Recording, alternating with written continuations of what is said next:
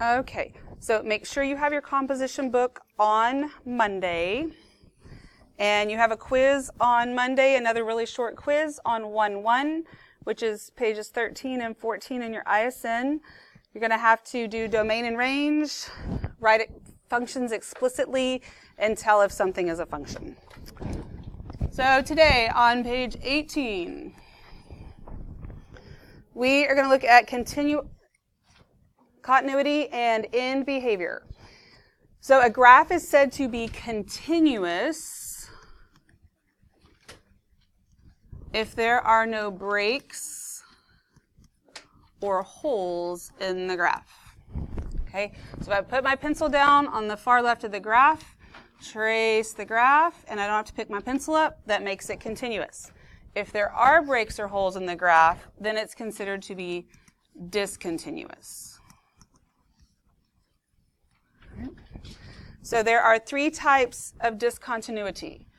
In this first graph, something that is missing are our asymptotes. Okay, so we've got two asymptotes. We're going to write the word out because I know y'all know what they are. Right. So what happens here is if I put my pencil down, I do have to lift it to start back over. And this says when f of x increases or decreases infinitely, that's the key word there, as x approaches x equals a, that's just this value right here, from the left or the right. So as I approach from the left, I'm approaching negative infinity. As I approach from the right, I'm increasing infinitely. So when you have a vertical asymptote, this type of discontinuity is called infinite discontinuity. Infinite discontinuity, right? We don't, then we look at this next one here. This is a piecewise function because it's in two different pieces. So if I put my pencil here, I have to pick it up and start back over. I have to jump. So when f of x jumps from one point to another, it's called jump discontinuity. Right? I had to jump here as well, but I'm not going from one point to another. I'm going from infinity to infinity. That's why it's infinite. Vertical asymptotes, infinite discontinuity. Jumping from a point to a point is jump discontinuity. There's a graph with a hole in it. So this graph here has a hole in it. And so if I put my pencil here and go along, I have to lift it. So there's clearly discontinuity here.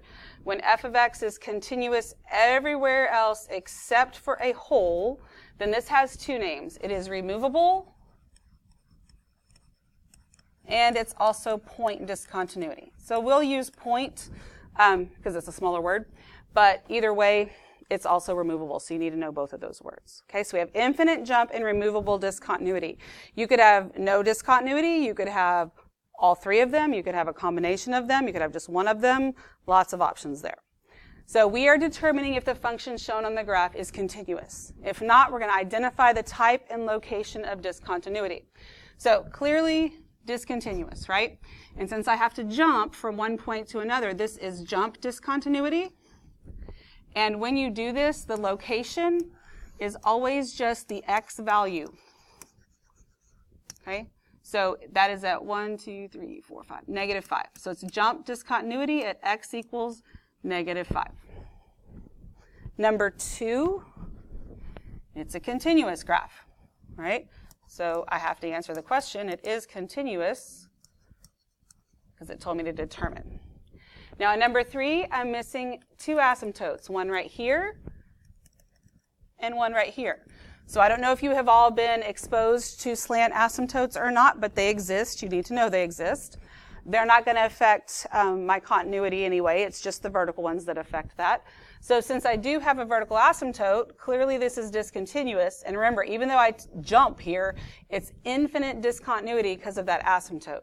So I have infinite discontinuity at the x value. X equals, and it's 1. Okay. All right, number 4. There is an asymptote here. It's actually right here. but it's horizontal, so it doesn't affect continuity. This is a continuous graph. Number 5, there's a hole, and I guess you can think about the fact that you would jump over that too, but it doesn't make a jump. There is a hole right there, so we have point discontinuity.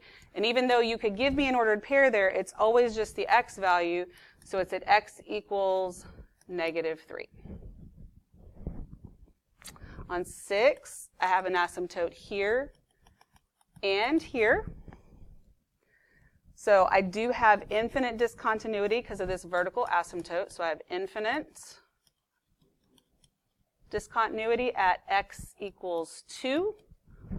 And then I also have a hole there, so I have point discontinuity at x equals 4. Ignore those bells. It's not time for you to go anywhere. All right. On the back, we're going to talk about end behavior. It is super important that the word end behavior makes sense to you where you're talking about the end. Okay? The middle stuff we don't care about. So when I have a function, there could be a whole lot of stuff going on in the middle. Don't care about any of it. I only care about what's happening at the ends. Okay? So this is kind of a beginning into our talk about limits. We talk about limits a lot in calculus. We talk about end behavior, but we talk about it just from an end behavior standpoint at the beginning of pre-cal and for a while. We will get to limits eventually. That's actually where the calculus classes are starting right now, is with limits. So it's important that we really understand the concept of end behavior first. So as x moves towards positive infinity and negative infinity, end behavior describes what is happening to the value of f of x. So you have to have these little sentences. As x approaches infinity, f of x approaches blank. So remember, don't care about what's going on in the middle. As x, and also when we did increasing and decreasing, we were always going from left to right. We are not doing that here. We actually kind of start in the middle and go out in both directions for this. So as x approaches infinity, that means as x gets bigger and bigger and bigger, what is f of x or y approaching? Y is approaching negative infinity. And then as x approaches negative infinity, f of x or y is approaching positive infinity. Okay? And it's spelled out. What is x doing? What is y doing? So don't get them mixed up. All right, let's look at a couple of examples here. It says describe the end behavior of each graph. So for this one, as x approaches infinity, as x gets bigger and bigger and bigger, y is approaching positive infinity. As x approaches negative infinity, and y gets bigger and bigger and bigger, it's also approaching infinity. Okay? So they're not always opposites like this. They could be the same. They don't always have to be infinities either. We'll get to some of those. So on number 8, don't care about anything that's happening right here. It's end behavior. As x gets bigger and bigger and bigger, y approaches negative infinity.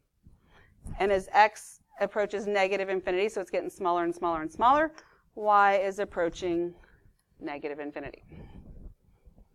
So on number 9, I have an asymptote here, and I have one here. So again, we have a slant asymptote, which you may or may not be familiar with. The vertical asymptote, that affects our continuity that we talked about on the front, but it does not affect our end behavior because this is not the end, this is the middle, and we don't care right now.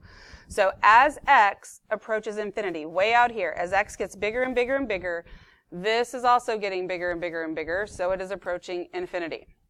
As x approaches negative infinity, the function way out there is going to be approaching negative infinity. Okay. Now I know all of those were infinity or negative infinity, but we could also approach a value. So that's what we're going to look at on the next part here. As x moves towards, as x moves towards positive infinity and negative infinity, exact same wording up there so far, it's possible for f of x to approach a certain value. That's what's happening here. So again, I'm going to draw in my asymptotes. They're here and they're here. And I know there was some question about asymptotes, but these are some of these functions you've never seen before, but some of them you should recognize and you did graph in Algebra 2. So if you feel like there's an asymptote there, there should be one there, most likely. And I really like the fact that so many of you are afraid to assume anything, because you really should be very careful to assume. And I know then when I ask you to assume, you're a little uncomfortable with it, but it's going to be okay to get us through here. All right, so as x approaches infinity, right? F of x is decreasing, and it's going to continue decreasing, right? But that's not the question here. It's what is it approaching? So even though it decreases infinitely, as x gets bigger and bigger and bigger, y is going to get closer and closer to this asymptote, which is at -1. And then as x approaches negative infinity, way out here, right, y is approaching -1 also, just from underneath, okay? End behavior. Don't care about the middle. It's what's happening out here. Now, on number 10, I want you to look at that graph, and you don't have to do this on yours, but I'm going to draw over the graph, and I'm going to exaggerate it a little bit more, because I'm not sure exactly if you can tell what I want you to see on here. I think you could probably answer this question, but we're going to talk about something else. So this function is like this, and then it goes like this. So I want you to think about how this function is related to this asymptote differently than the asymptotes that you're used to seeing. So just kind of take a minute or take a second to think about that. Do you notice that this function actually crosses the asymptote? So somebody third period told me that I blew their mind. If your concept of an asymptote is a line that the function will never ever cross or never ever reach, that is not a good definition to have in your head. It is acceptable for functions to cross asymptotes, but because what we're concerned with these asymptotes, again, is what's happening at the end. So even though this one comes up and it crosses that asymptote, it comes back and it's just going to hug it all the way down there. And here it's just hugging it from underneath. Okay, so we'll talk more about that. We'll see some other functions where they actually cross the asymptotes once, twice, an infinite amount of times. But for here, the asymptote is the x-axis, so we can at least answer these questions. As x approaches infinity, f of x is approaching 0 from the top. And as x approaches negative infinity, it's also approaching 0, but from the bottom. Okay, so on 11, I'm drawing these asymptotes. I think drawing them in can help you kind of focus on what's, where the numbers actually are. So as x approaches infinity, way out here, f of x is approaching that asymptote that is at -3. Now over here, this one doesn't look super close to this asymptote yet. But at the same time, this is a function you've seen before. And if you notice this little curvy part here, like right here, it's not super close to the asymptote yet. The problem is this kind of got chopped off, right? Because there wasn't room for it. It's going to continue on like that. And that is something that you should be familiar with. So as x approaches negative infinity, f of x is also approaching -3 because it's approaching that asymptote. Now, just like they're not always infinities, they're not always the same number every single time either. We'll see something where they're different. All right, on number 12, I'm drawing these asymptotes. The vertical asymptote doesn't do anything, but I'm drawing it in anyway. As x approaches infinity, it gets bigger and bigger and bigger, right? F of x is approaching this asymptote, which is at 2. And as x approaches negative infinity, it's also approaching 2. Right. Now I want you to look at 13 and think about how many asymptotes you think belong there. There's actually 3. We have 2 vertical asymptotes and 1 horizontal one. Okay. Now right here, as x approaches this asymptote, the y value is approaching infinity, but we don't care. This is middle behavior. We don't care about middle behavior right now. We only care about end behavior, right? End behavior. So as x approaches infinity, x gets bigger and bigger and bigger. It's approaching the asymptote, which is -2. Now, I've told you that you can cross the asymptote.